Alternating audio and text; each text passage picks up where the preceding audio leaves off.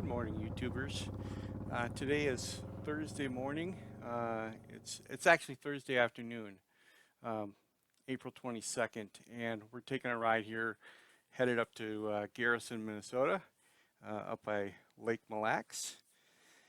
And the temperature is 62 degrees Fahrenheit. And as you can see, we're not wearing any heated clothing. It's just our leathers on and gloves and riding gear and stuff like that. So nothing too terrible. No heated vest, no heated gloves, no heated grips, none of that stuff. So we're doing just fine in the frozen tundra of Minnesota anyway. So basically, what we're trying to do is get out in between these days where we've been having frigid temperatures. And I say frigid, they've been 38, 40 degrees, and then the next day it'd be in the 60s and then back to the 40s again. So it's been kind of a wonky spring, if you will. And so we try and get our ride days in when we can. And lucky for us, we just happen to have a couple of hours to kill. And before we had to get back into our regular routine again. So, but what I wanted to talk about today was I wanted to talk about disability and specifically physical limitations that may prevent you from riding a motorcycle.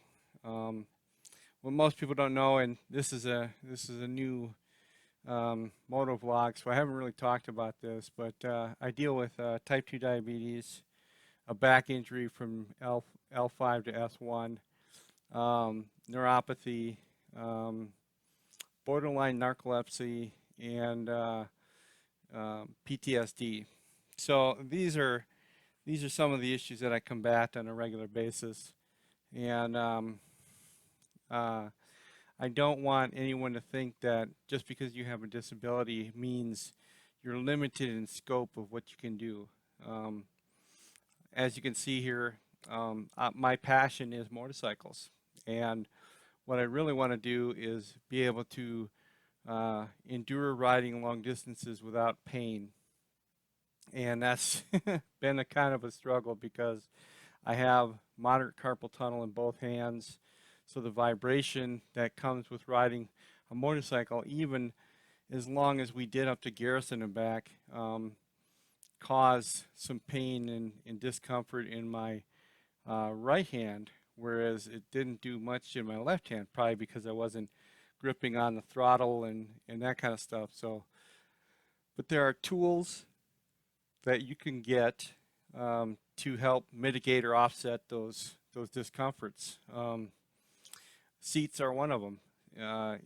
Most people can't handle the stock seat because the stock seat isn't meant to provide any more comfort than riding an hour or so. And when you're talking about getting on a motorcycle for 2 or more hours, you obviously need to have something that's going to give you the comfort where it's not going to rub your tailbone the wrong way. So especially when it comes to the vibration as you get from motorcycle. So hopefully they put stuff into the seat that dampens the vibration and limits the amount of rub on your tailbone, which aids obviously in comfort for longer durations.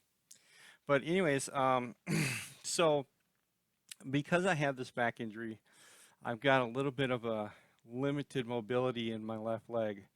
I can swing it over the bike, no problem, but I can shift the gears. I can go through all the gears, no problem. But there's just some times when it doesn't want to cooperate and work right, and so I've got to overcome that too. And I've had people who have lost legs, and they're up and riding motorcycles. And in fact, my neighbor has got a left leg missing, and he uses a prosthetic leg to do his gear shifting. I think he's got it below the knee, so he's got some mobility there, as far as lifting his leg up and forcing the prosthetic to do the work that it needs to do to shift through gears. But uh, disability is a difficult thing for a lot of people, and it varies based upon what you have and what you think you can manage. But I will tell you that there are motorcycles out there that can accommodate loss of strength.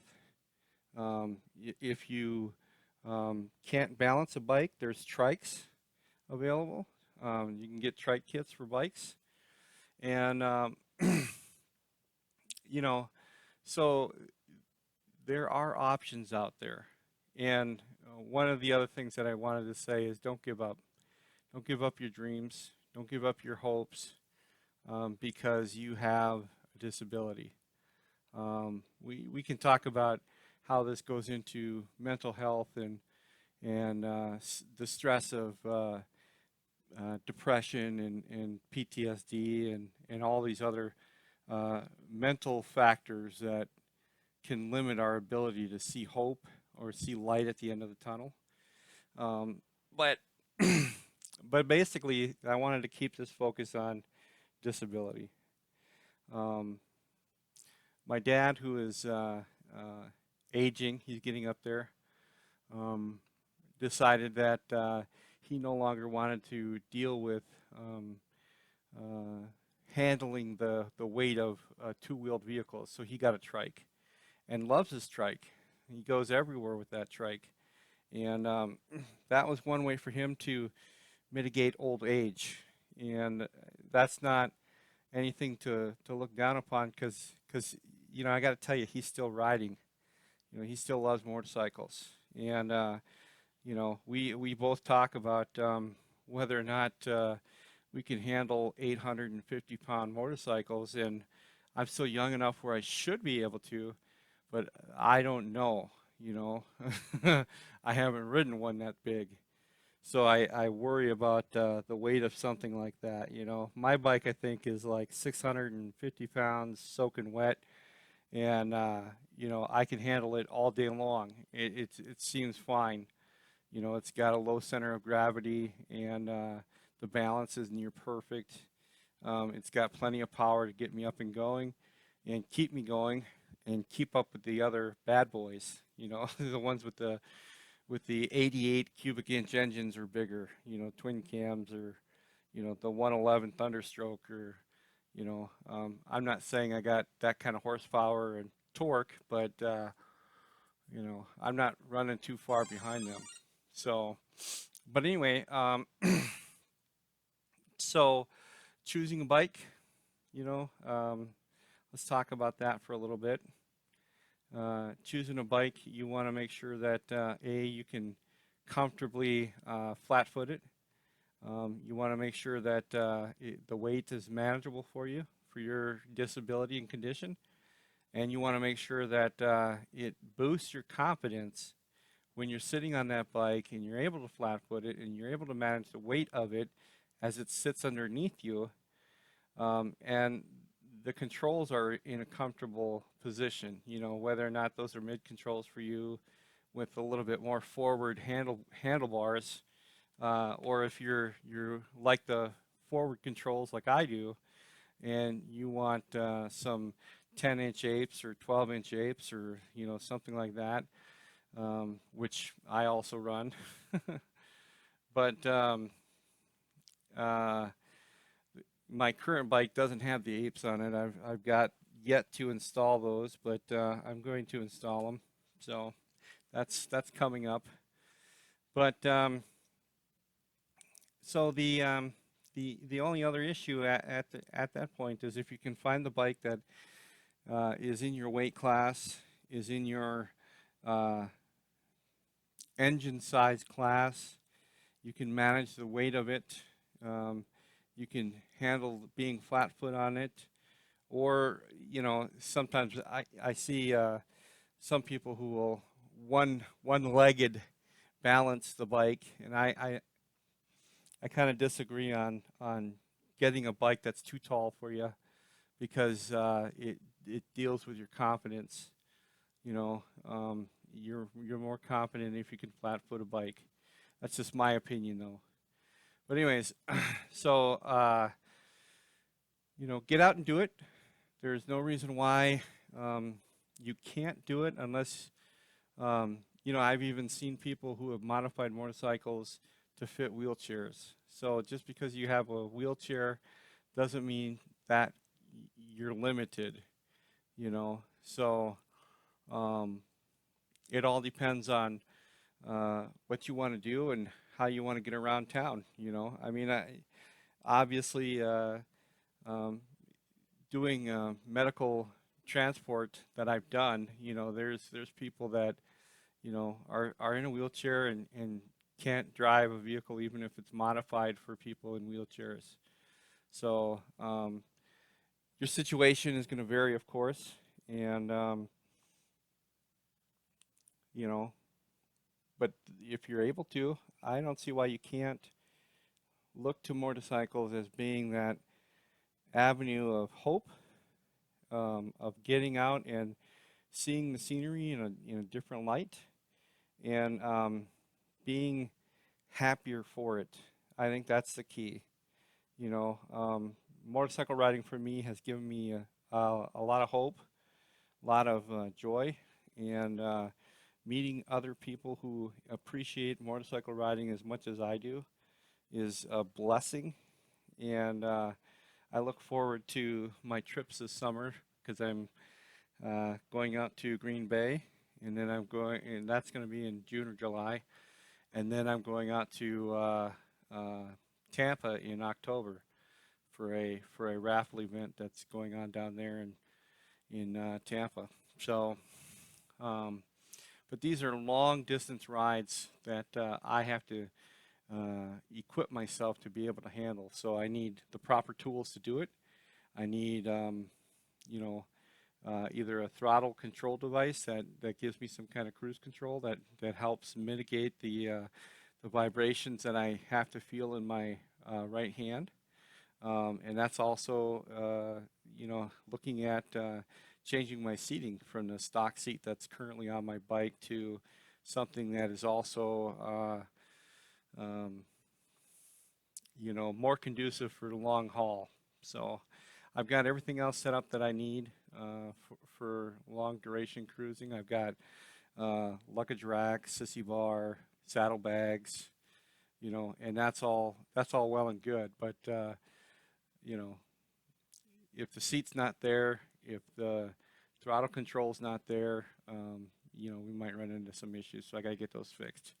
But anyways, sit back and enjoy the cruise, and look forward to seeing you on the other side of this once we get to Lake Mille Lacs.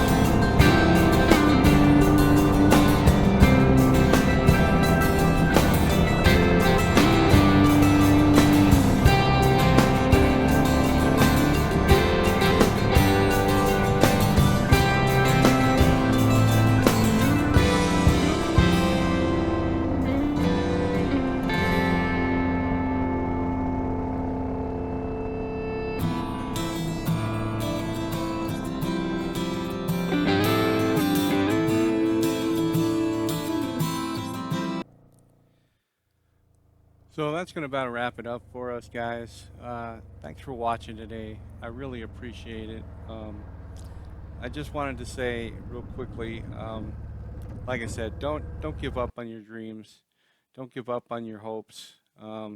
If you struggle with a physical disability, or even a mental one, I mean, we can talk about that at another time. But even if you suffer from same afflictions that I have, like chronic depression, PTSD, anxiety issues, those types of things. Um, Motorcycle riding can give you a break from that, and I say that because it pulls you into the present. It allows you to stay mindful of your surroundings, and you're not as focused on your hang-ups or your foibles, if you will, about living this life that we have, and the struggles that we all endure within it. Motorcycle riding for me gives me that release, gives me that break from it, and helps boost my morale. So anything that gets me out of my depressive funk, I think is a win. That doesn't discount the fact that therapy is a important tool in mental health. We must look to professionals to help us with our darkest demons. If we don't, we're fighting it alone. And you can shoulder the burden upon friends for as long as you want, but until you face those issues that you've got to combat yourself with help from a professional, I think you're just defeating the purpose of suffering. So I mean, you can enjoy your suffering if that's what you want to do, but it's very difficult to see light at the end of the tunnel when you're not getting some uh, professional help. So, but I'm also doing that. So on top of my motorcycle riding, I am seeking professional help, and I am doing group therapy and those kinds of things to help keep me out of the dark, or at least in as much light as possible. So, but anyways, if you like this video, please like, comment, subscribe. If you don't like the video, send me a comment below and hit that dislike button and tell me why not. So anyway, I hope you enjoyed the ride to Garrison as much as I did this last Thursday. It was a beautiful day out, and I couldn't have been more blessed to experience that time with my father, who was riding that lovely three-wheel scooter, if you got a chance to see it in the video. But until next time, I will see you again. Stay safe. Have fun out there, though.